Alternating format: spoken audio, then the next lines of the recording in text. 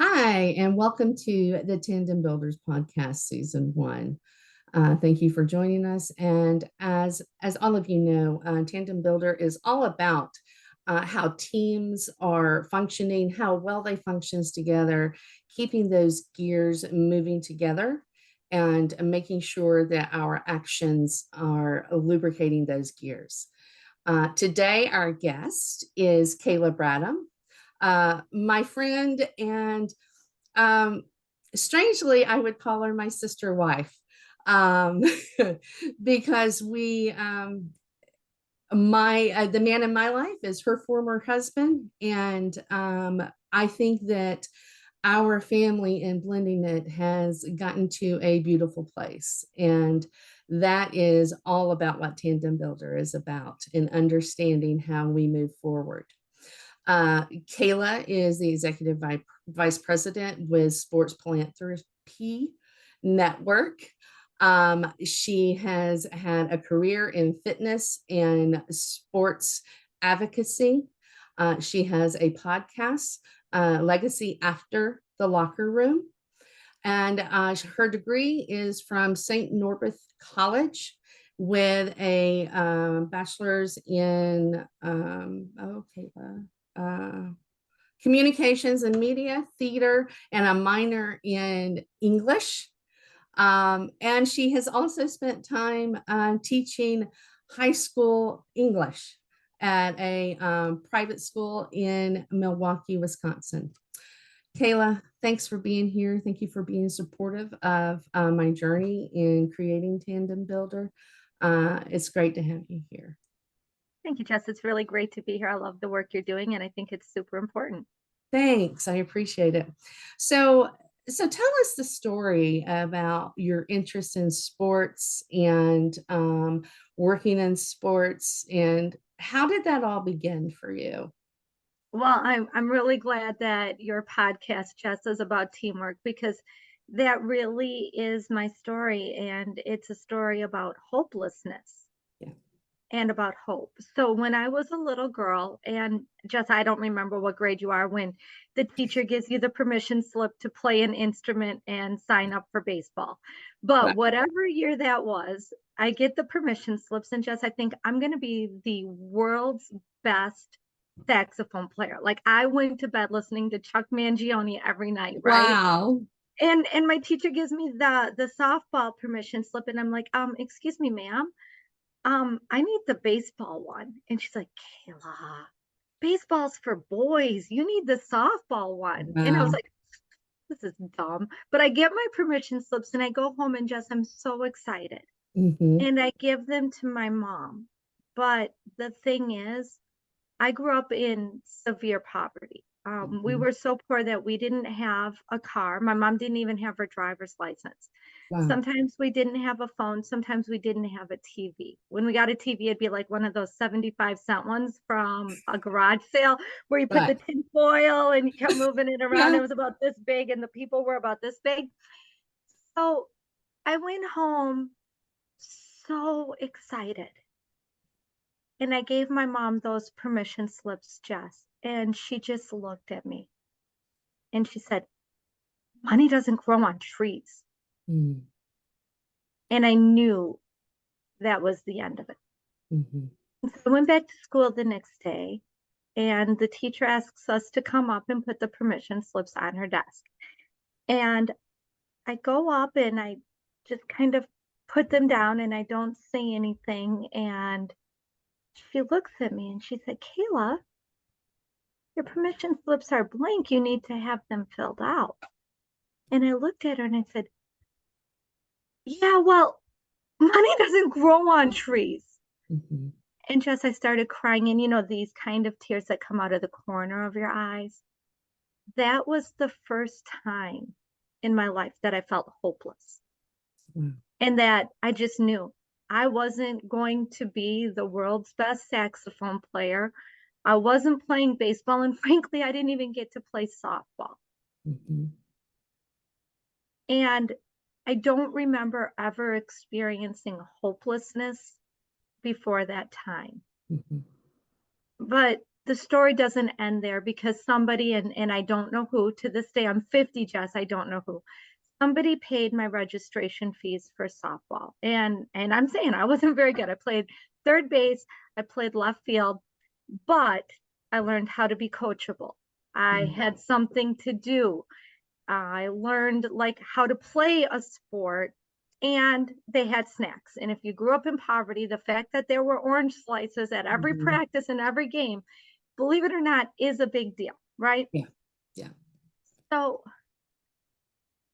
just feeling so grateful, right? So it's a summer afternoon, probably early August. I'm standing out there with my Rawlings glove that I got at a garage sale for like a nickel, right? And I'm like,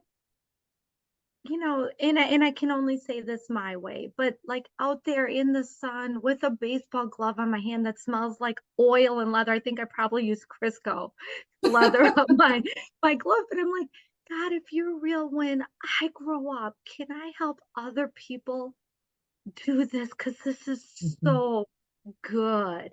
mhm, And you know, for many of us who grew up without resources in underserved communities, I think we relate to that feeling of hopelessness. Like I was the first person in my family to get a college degree, mhm, Jess. And I mean, I don't want to take the story too far, but when you talk about that interest in sports, and maybe this will open up a conversation to another question. I didn't know if I wanted to be an engineer who designed bridges or if mhm, I wanted to go into sports media. I was a pretty smart kid in high school, and I got called into the guidance counselor's office in 1990, and I was told that those weren't good careers for a girl, and wow, that I should consider being a teacher or a nurse because they were more appropriate careers. You wow. ask where my interest in sports comes from. To bring it back from the hopelessness that I felt, I went to St. Norbert College because back in those days, that's where the Green Bay Packers had training camp. Mhm, And I declared my major as a teacher. And by the end of the first semester, I had already changed it. I knew teaching was not going to be what I was going to do for the next 30 or 40 years. right. But I worked, and coming out of a place of poverty, I got substantial scholarships, but I needed to work a lot. I put Mhm, myself through school. I was the Green Bay Packers caterer, bartender, lunchroom girl, dish room girl, green room girl. Wherever the Green Bay Packers were, that's where I was working, right? mhm, mhm. And for any of us sort of our age, the golden age of the Green Bay Packers, the Super Bowl champion Packers, it was guys like Reggie White saying to me, "Hey, Kayla, got to keep your faith on God. Yeah. Keep your faith straight." It was guys like Gilbert Brown, who was an academic All-American Jayhawk, saying like, "Hey, listen, do you need help studying? What do you got coming up?" I got him to take me out for dinner too because I was a hungry college kid. Guys like Santana Dotson saying, "Girl, just have fun. Come on, let's go throw a frisbee." Whatever it was these guys speaking life into me, speaking Mhm, belief into me, the power of encouragement and support. And just, I don't, to this day, I don't know who my dad is. I don't have mm, any brothers or sisters. I didn't grow up with men speaking life into me. In fact, I didn't grow up with more than a few fingers of people speaking life right. into me. And so it was the power of these great athletes saying, "I believe in you." Leroy Butler came up to me one day and he's like, "Kayla, why is your head always down? Why do you look ashamed?" I was like, "I hate being poor. Like, I'll look around, all these kids are rich." And he's Mhm, like, "Put your chin up. You outwork all of these kids. You work harder than anyone. wow. You should be so proud of yourself. You're going to do amazing things." Well, just as you know, Leroy Butler just got inducted into the Hall Mhm, of Fame last summer. And we're there at the Hall of Fame dinner, sitting with Santana Dotson and his daughter, and Gilbert Brown is right behind us. And afterwards, going up to Leroy and saying, like, "I'm so proud of you and thank you." yeah. And just that's the power of teams. And Mhm, when you ask why sports, sports is an amazing venue to build teams, to build hope, to build possibility, to get all of the gears working Mhm. together, right? To remove the cogs. Like you go Yes. run laps, we'll remove the cogs. Yeah. Yeah. And I didn't mean to like share so much of that No. story at the front end, but that's I believe exactly what you're building with Exactly. Tandem Builder, and that's why I'm so passionate about supporting you Oh, because thank you. you're welcome. Most people aren't going to have the opportunity to go work with the Green Bay Packers at the age of 19, Right. 18, right? So how do people like you carve that out and show them Mm, what possibility looks like? yeah. So I'm so proud of the work you're doing. Thank you. You're Thank welcome. you. You know, so when we're talking about these teens and in your career, and so you went into fitness Yeah, and you were a manager at Experience Fitness Center. yeah. And but you started there at an entry level, right? This is like, yes, you're absolutely right. And there's a lesson in that, right? Yeah. So Okay. where you and I are very open, very vulnerable, right? Like, so this is at a time when I'm leaving my relationship with your current partner, and I have all these kids that need food, and like, I will not, I always own my own businesses from home or work from home. All of a sudden, it's like, oh my gosh, we need insurance, we need Hmm. stability, we need these things. And for any person, male or female, who has ever experienced a divorce, Yes. all of a sudden it's like, oh my goodness, I don't know if I'm prepared for life, right? Hmm. Because everything you did as a team now sort of is like, okay, I've got to figure this out. This is on my shoulders. So I had two um, job offerings that I really were considering. And this is really the lesson for all of us. One was the general manager of a Starbucks. That Wow. that would be the logical choice, right? Yeah. The Especially other, with our love of coffee. exactly, exactly. And the other was getting my foot in the door at a fitness center Hmm. as a cleaner, working part-time when I was already working three other jobs. Logical choice. If I went to you and I hired you, Jess, you'd probably say, well, you should probably go work at Starbucks because it's a corporate entity, there's insurance, it's a nice Hmm. wage, whatever.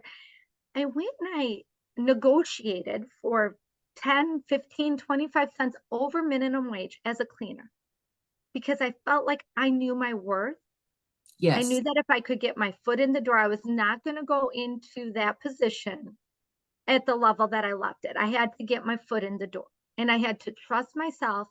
I knew that I was going to have to work really hard, but I knew my worth and I knew I could get promoted quickly. Hmm. So I started working 5, 10 hours a week as a cleaner. And I was like, I just kept to myself, and everything you do, do it as unto the Lord and not unto men. If I'm going to clean, I'm going to have the cleanest toilets these people have ever seen, right?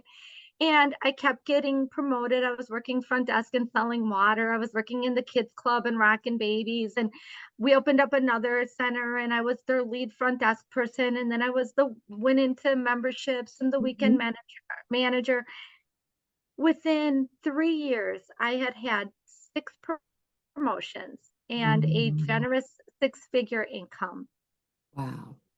And if I would have started at Starbucks, I would have had a mildly generous five-figure income, Hmm. but I would have been pretty much leveled there, Yeah. right? Yeah. And so my message in that, and I think it's a great question and it's scary. It's super uncertainty is super scary. One thing I know is how much people hate the gray. We love Hmm. being the black or the white, but that gray is a scary place of uncertainty. I would say trust yourself in the uncertainty. If you are high value, you know the value that you bring. Hmm. Trust yourself. trust yourself, but then demonstrate it in humility. Like, I don't need to brag or swagger about like what I know or what my skills are. Like, show people what your skills are. Yes. Demonstrate that, do the Yes. walking, not the talking. So getting into that general manager's position, you had something like 40 employees, is that right? Or you You know what? supervise? I would move around. So each of the fitness centers that I worked with had somewhere between like 18 and 25, 27,000 members. And Wow. we had 5 or so in the Milwaukee area, and we would, move around, and I would go and, spruce one up or rebuild a team or rebuild a sales model or whatever we needed to Hmm. do. And it was about being flexible. I'll tell you, when I bought my house, it was very strategic that it was sort of like an equidistant spot from each of the clubs that I Right. usually get transferred to, right? So be smart. But again, be smart, but also be assured. Be Hmm. assured that you know what you're bringing to the table and knowing your value. Yeah. And also, the other thing I'd add to that is know who you're working for.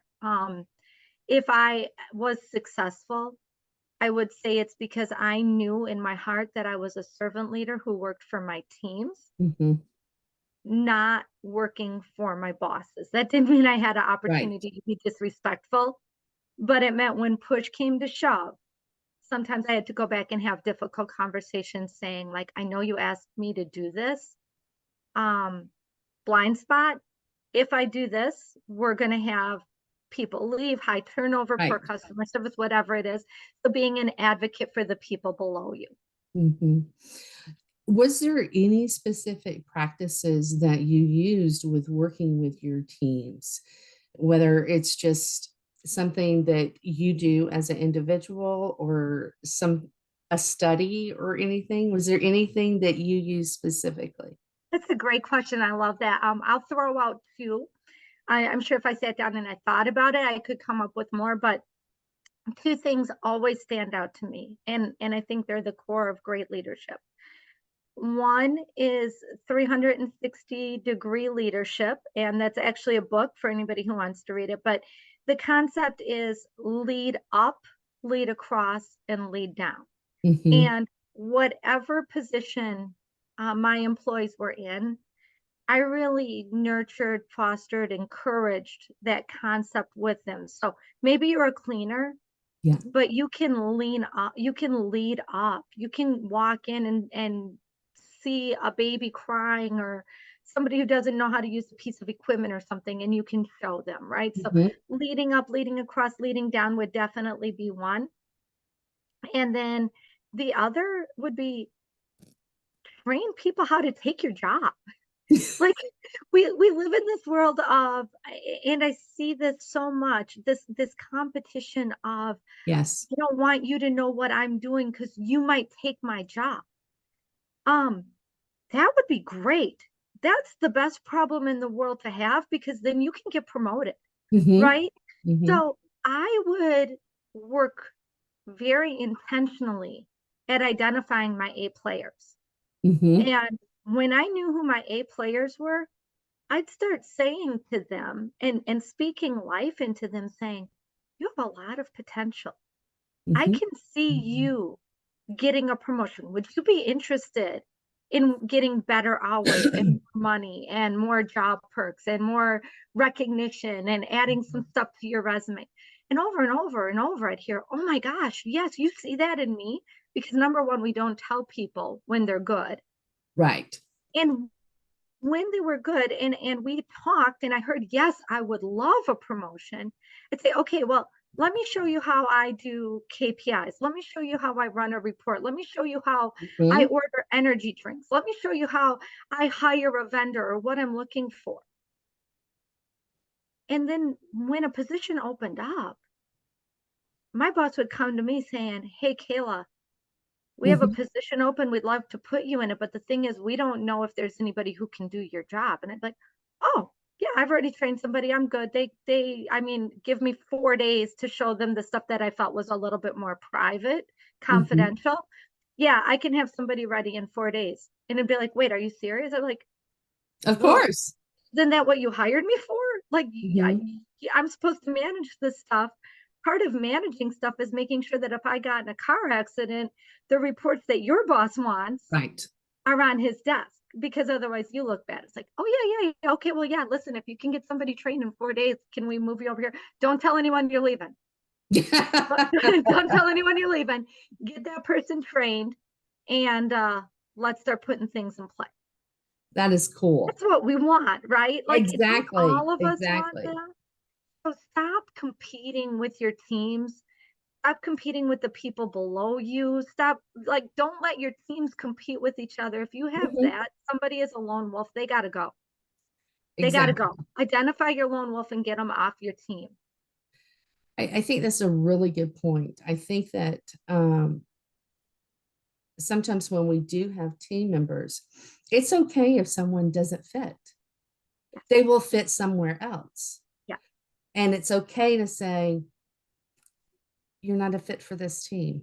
And uh, let's find you a place where you do fit, or let's give you the freedom to go and choose that elsewhere. Correct. And so Absolutely. I I, couldn't have said that better, Jess. That's exactly it. It's not mean, right? no, It's not bad leadership. It's not mean. It's not unkind. It's the best thing you can do for somebody is help them identify that absolutely. that weakness on your team is a strength somewhere else. Absolutely. Identify it and help them. Yeah. And, I think that's just one of the most important things that leaders can do. Um, I work for a really great guy right now, and he is a huge visionary, um, but he moves at lightning speed.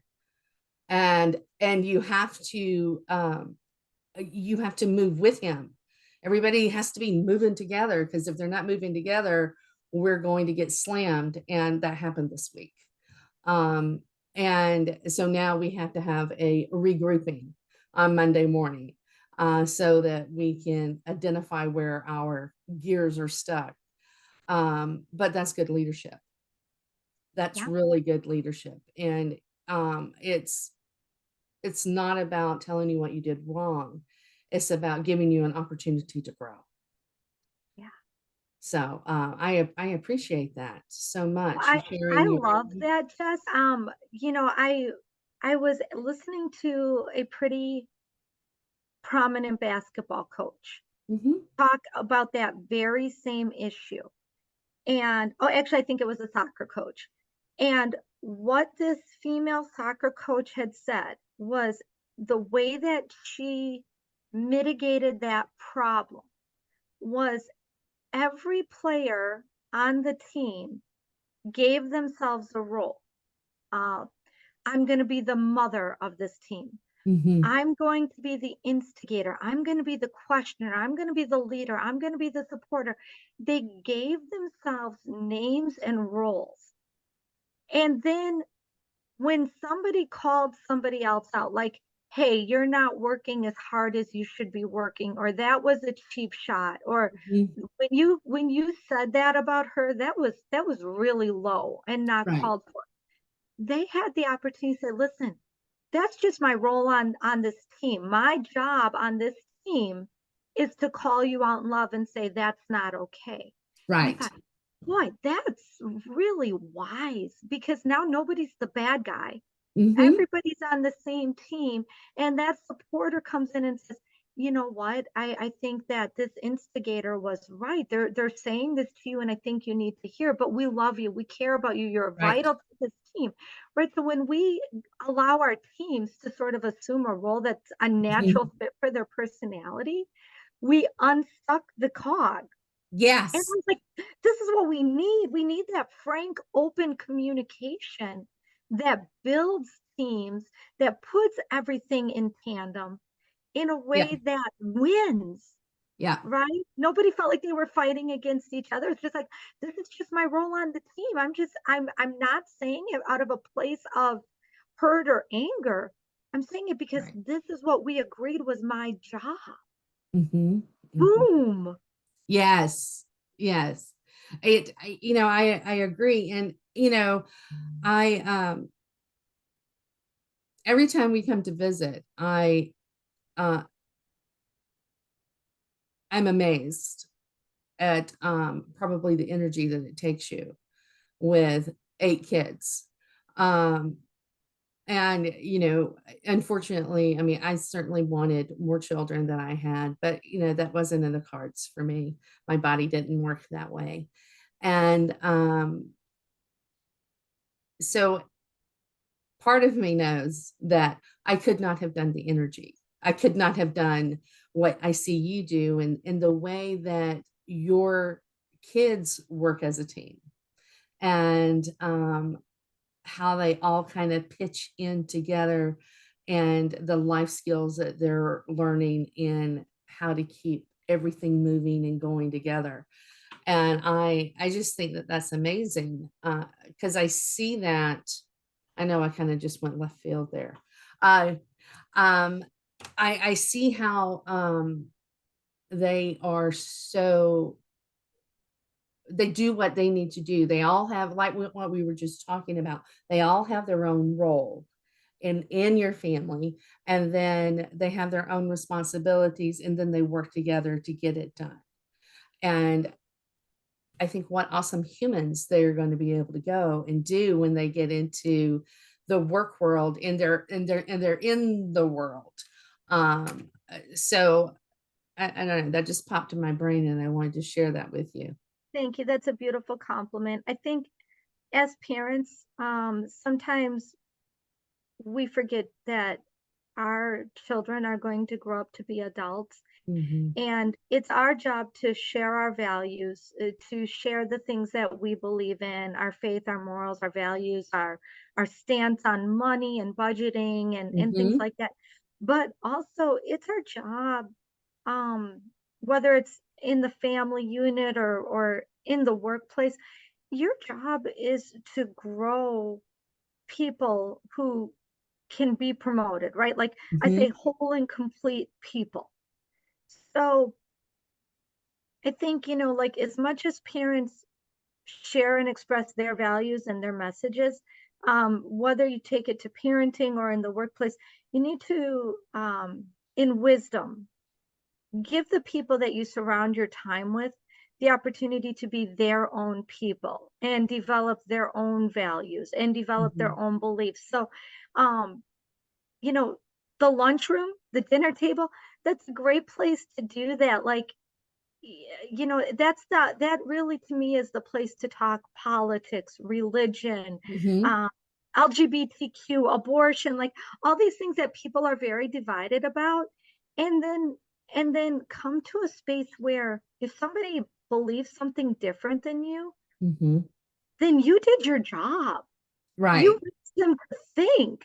Like, instead of being like, I'm disowning you because you're now a Republican and I'm a Democrat or Right. vice versa. Right.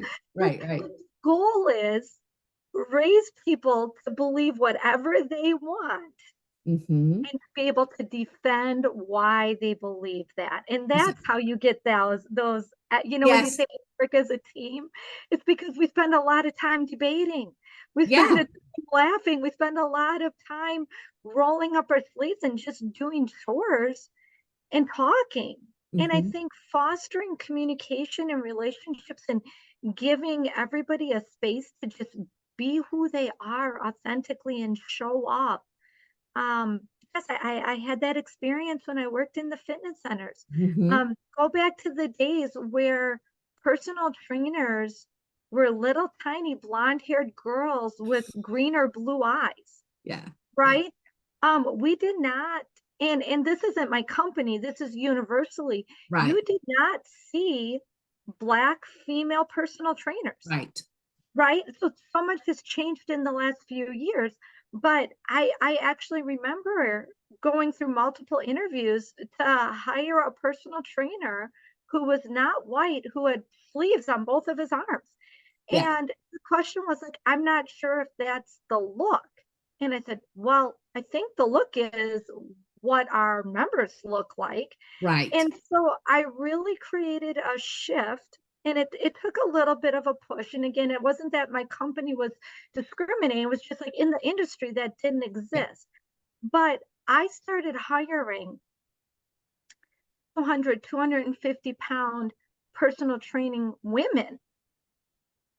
And when I would hear that push, I'd say, well, they lost 100 pounds. Mhm. They're an expert. They know how to lose 100 pounds. I have a lot of members who need to lose 200 pounds. Right. They're the people they want to train with. I started hiring openly gay men and Mhm. women. I started hiring the people with the tattoos, the people with the purple hair, um, people who only spoke Spanish, Yeah. right? So in Milwaukee, and it was like, well, wait, they don't even speak English. Right, but neither do half of my members, and that's the Right. problem. How do you explain what a plank is in Spanish if you don't speak Spanish?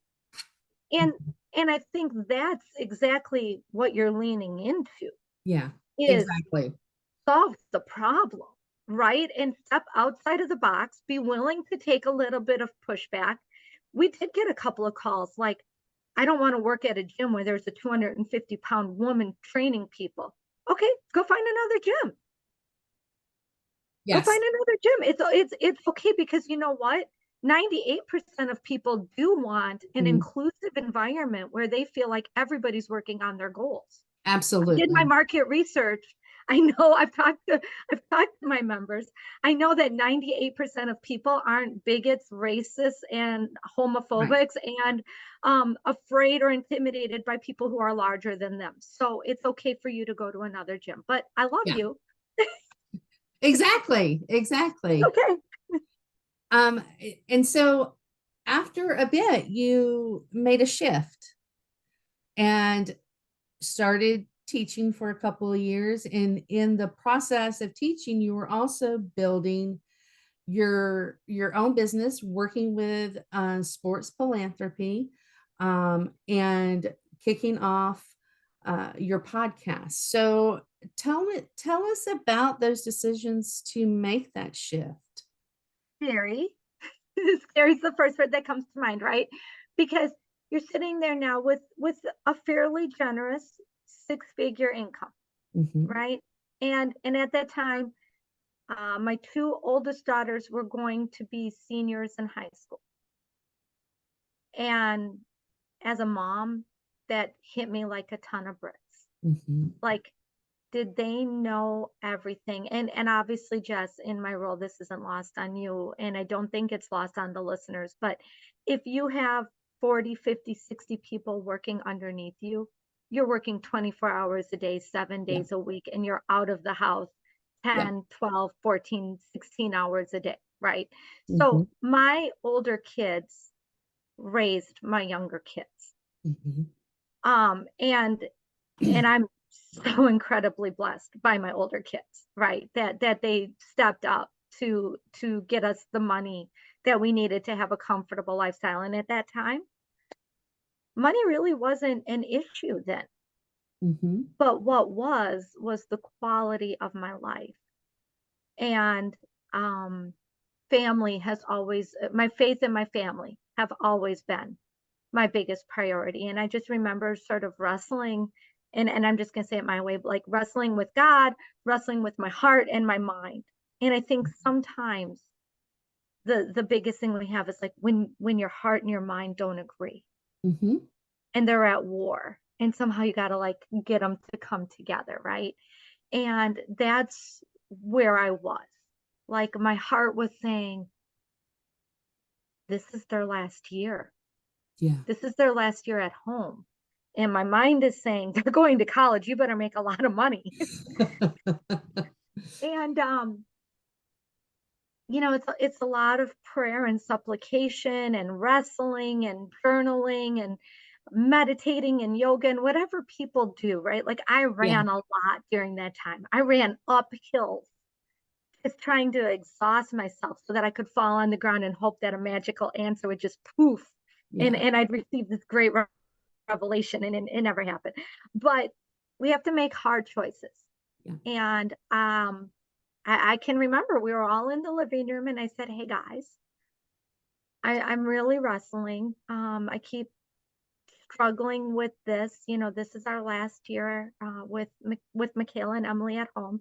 Um, I really feel like money is important, but it's not everything. I'm wrestling with Should I find something else so that we can do this together?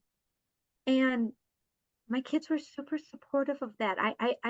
I missed the ball because I was trying to solve the problem and I was trying to get it to reconcile. I should have asked my team.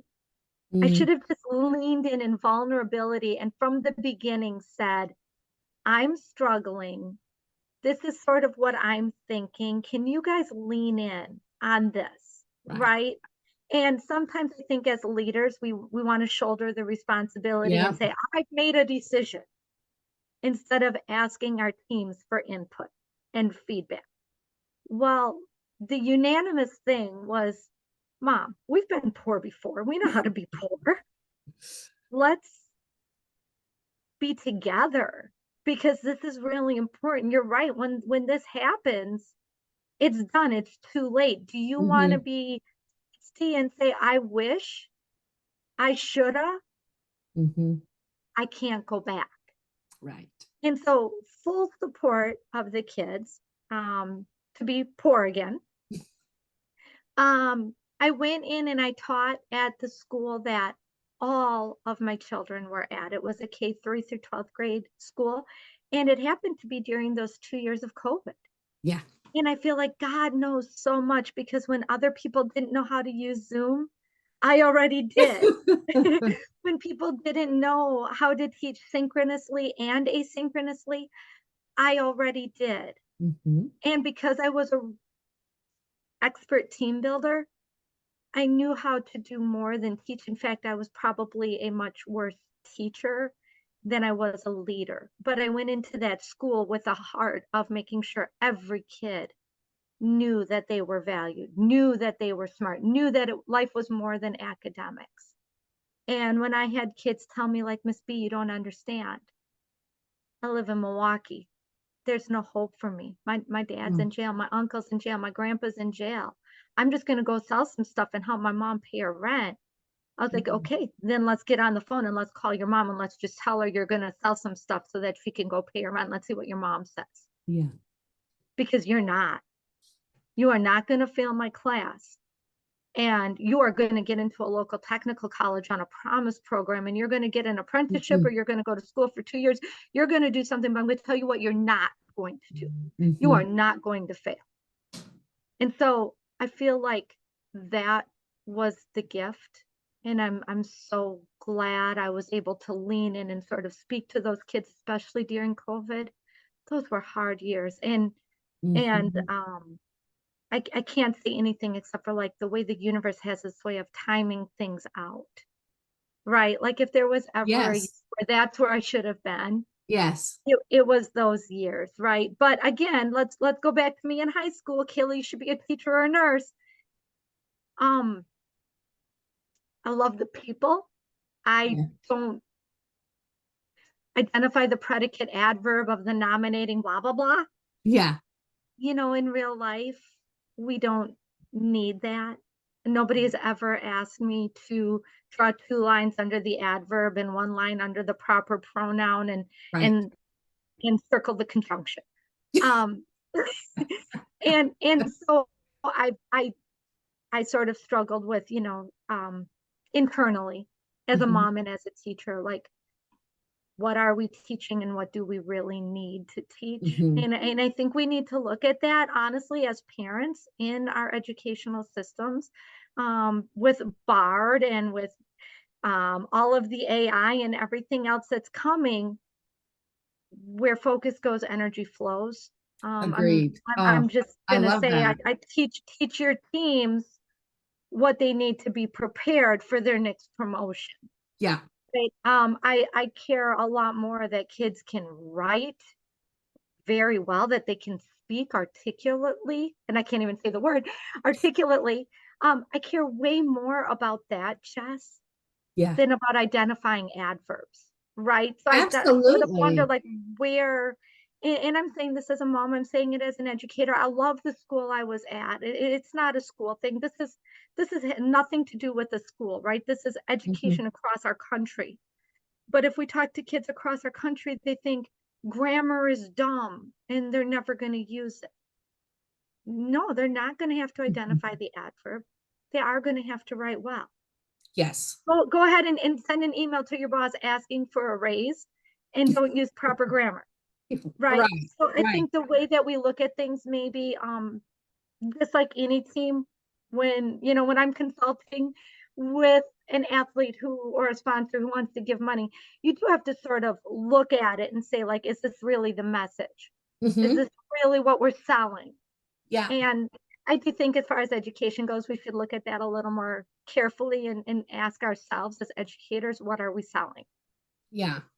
Are we selling the blanket checklist that is required by No Child Left Behind, Right. or are we giving them skills to be those productive individuals that will be taking our place? Correct. Yeah, Exactly. Exactly. These are our future leaders and they're getting their questions answered. Google and YouTube. yeah, yeah. We're Let's not be lost on that, right? Yeah, Like right, right, right, right. there's very little we're teaching in the classroom that they couldn't have gone to school for in 2 hours and have taught us. Absolutely, absolutely. So we're going to talk a little bit about that digital footprint in a minute, but tell me about tell me about Sports Philanthropy Network.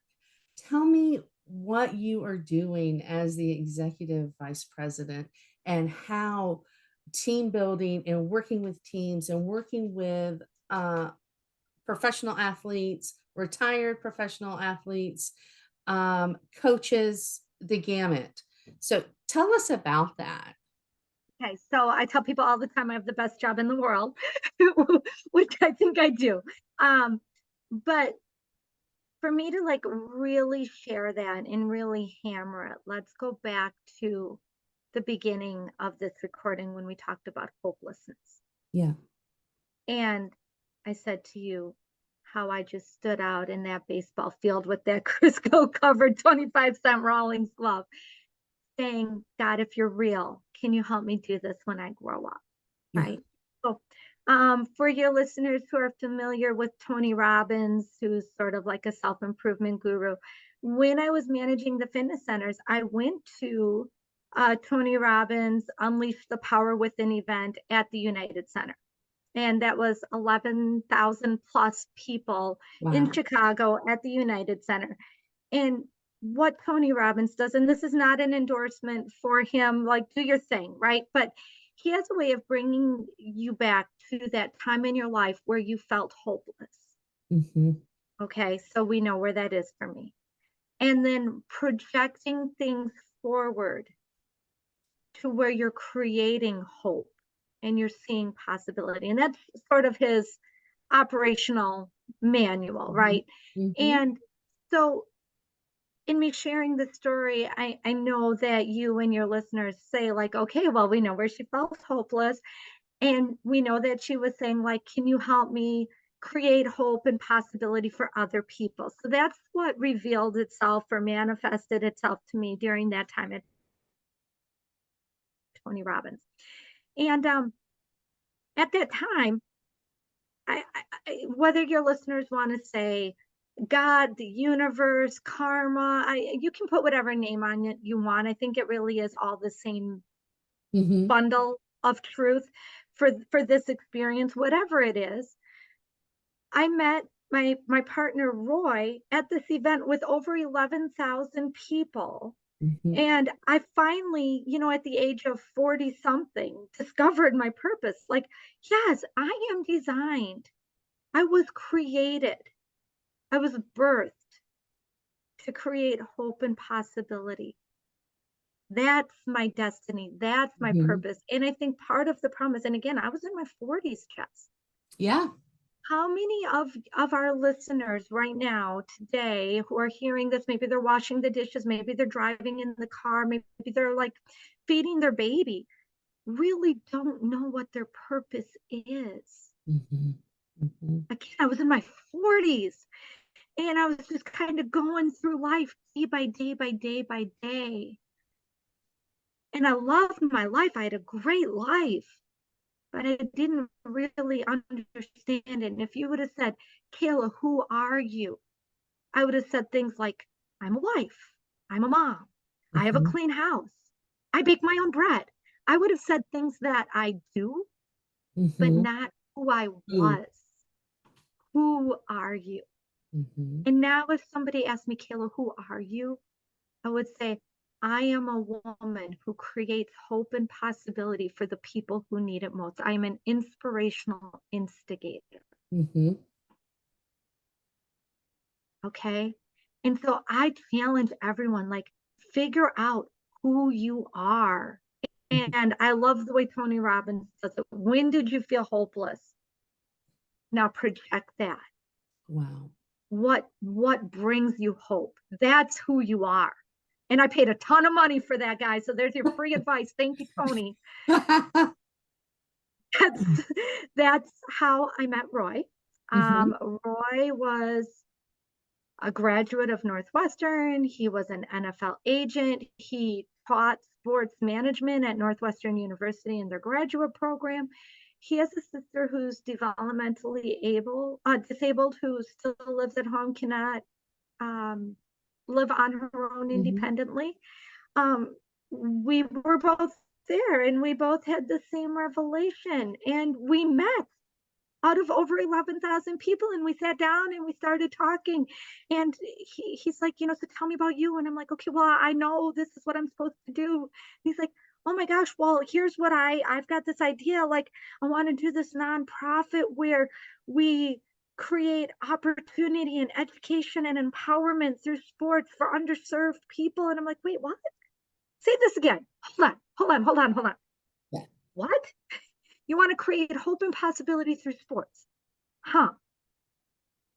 Isn't the universe great? Yeah, absolutely. So what we do is we work with professional athletes, the teams, the Mhm. leagues, on their social impact initiatives by partnering with sports nonprofits to create hope and possibility through sports. Best job in the world. And that's where it started, and it's that easy. So, like, I mean, not easy to do it, right? Right, But right. conceptually, it's that easy. Our sleeves are rolled up and we work a ton of hours. Mhm. But conceptually, bring yourself to that place of hopelessness. And we've all felt hopeless. I have never met somebody who isn't broken. I've never met somebody who hasn't experienced trauma. And maybe you've never shared your trauma with somebody. Maybe you've been holding it in for years and years. I was severely physically, sexually, and emotionally abused throughout my childhood.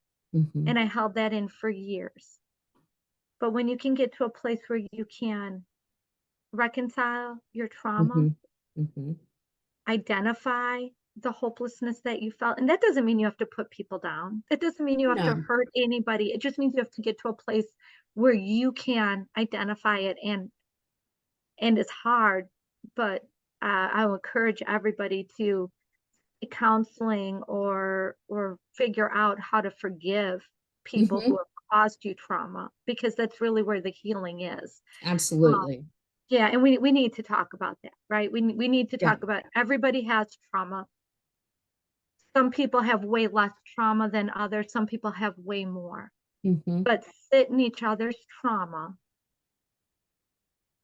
I love your logo, Jess, with the gears, because that to me is trauma, healing, and Oh, hope, right? absolutely. Yeah. Trauma, healing, and hope working in tandem together to Mhm. really create growth, to create Mhm. acceptance, to create, I'm going to be okay. Yeah. But more importantly, Jess, to say, I'm going to use my life and my experiences with trauma to create light for other people. Yeah. Yeah, I like we can move together to do that. I I so agree. I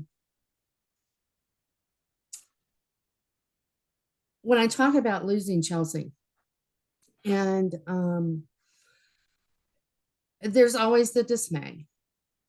But for me, um when I got the phone call, I knew that it was fatal. That was just my own discernment.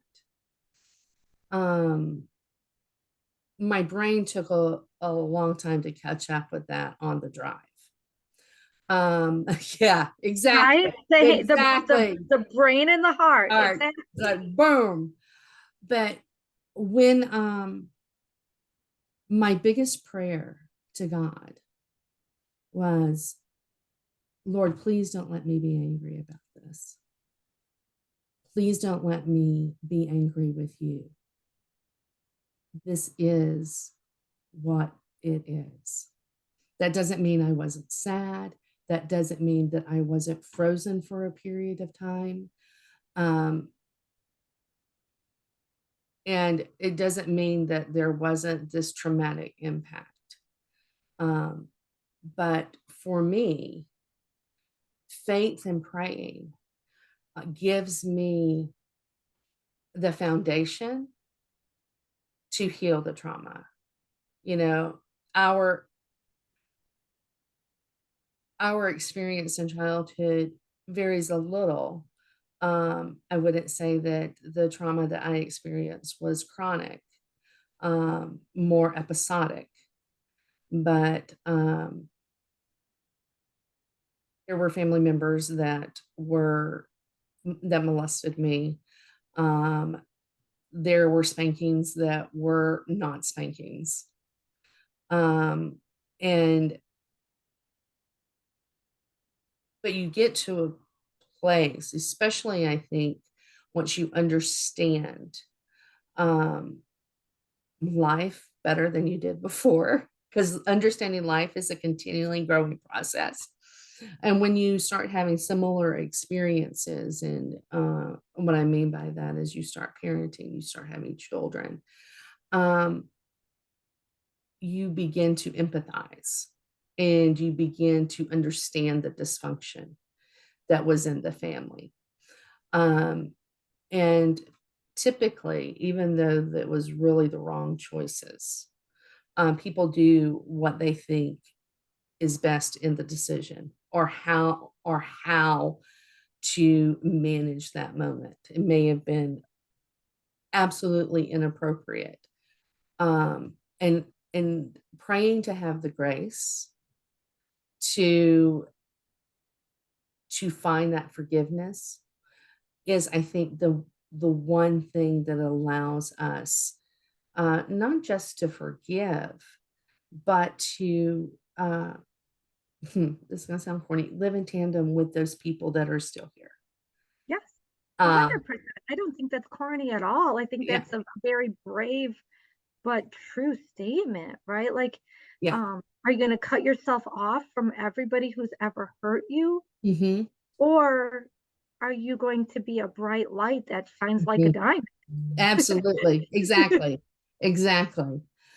And so I love the way that we have talked about teams today, because we've talked about them as family, as work, um, and emotionally what working as a team is. And that's something that we haven't explored here on our podcast. So I thank you for that.